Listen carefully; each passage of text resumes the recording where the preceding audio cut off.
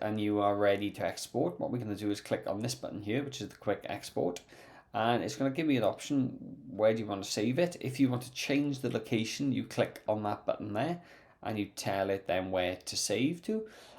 If you don't and you're happy, then just have a quick look at these settings here.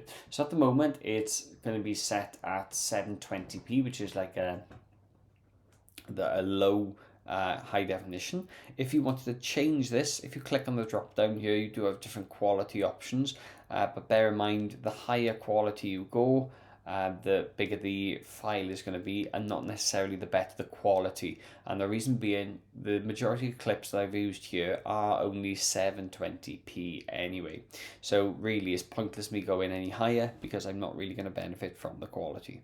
So I'm going to keep it to 720p, and then what we're going to do is click on the export button. Now, as this is exporting, it's going to give you an estimated time. Just leave the computer do its thing, and then it'll export everything and get it ready to send out to you. Once it's done, you will get a notification just to say that it has been completed.